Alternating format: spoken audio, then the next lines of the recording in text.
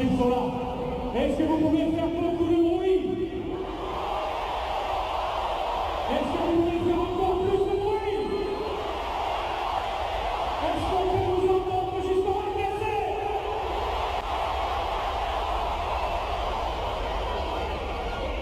On va passer la partie un petit peu plus protocolaire. On va passer à la composition des équipes, car les joueurs vont bientôt arriver. C'est peut-être une incursion, une balle déviée, ça sera les tout premiers corners de ce match.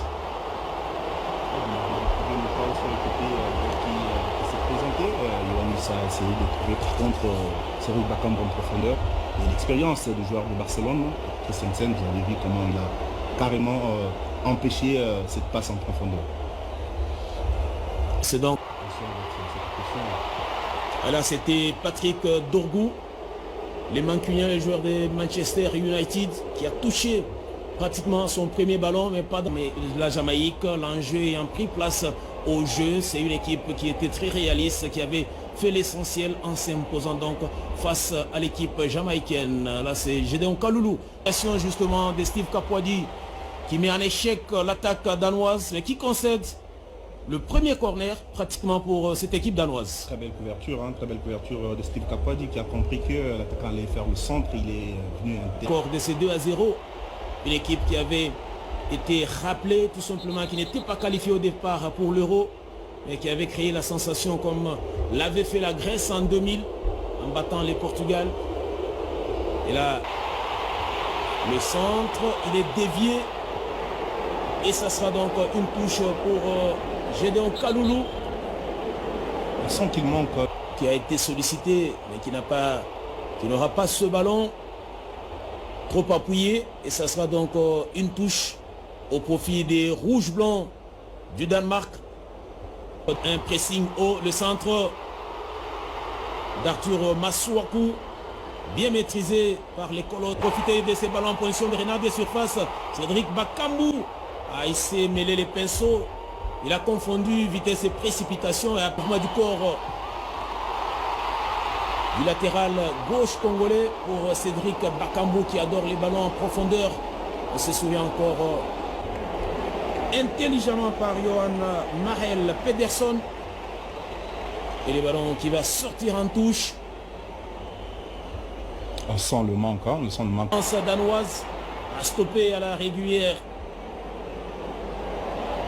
Et là c'est un contre amorcé par cette équipe danoise, non?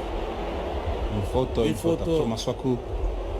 Ah, on sent qu'Arthur Masuaku apporte énormément sur le plan en pleine surface de réparation de la République démocratique du Congo. Malheureusement, il a mis son ballon à côté. Encore lui, Adam Daguin qui est toujours là pour forcer le côté droit. Certes en difficulté. Basé sur la défensive carrément. Là, le ballon est sorti. Oui, le ballon est sorti pour attaquer en contre. La RDC défend généralement bien. Et là, on sent que c'est des systèmes de jeu. Certainement qui sera signalé au jeu, mais non. Cédric Bakambu. Oh, quel raté. Bel arrêt de Philippe Jorgensen. Il n'était pas hors jeu du tout. Justement, il n'était pas hors jeu, mais il a hésité un tout petit peu.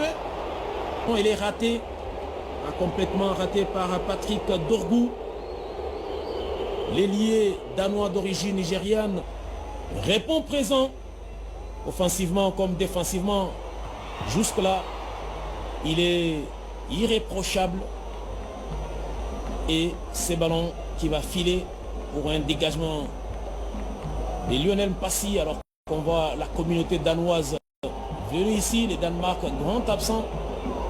Et là il était complètement battu, heureusement qu'il y a ces montants gauche qui sauve la République démocratique du Congo et peut-être un carton, estime l'arbitre belge. C'est Yohan Wissa qui a été accroché, ceinturé, même tiré tout simplement dans les maillots. On réclame avec raison ces mauvais gestes. Ah oui, c'est un geste qui généralement grand retour avec une passe décisive, pourquoi pas. Non, c'est joué à deux. Arthur Masuaku, il a trop enlevé sa frappe. C'est quasiment du gâchis. Ce n'est pas bien joué, il aurait dû faire en centre. Il y avait beaucoup de partenaires au point de pénalty. Arthur Masuaku qui a... Ah, il a joué.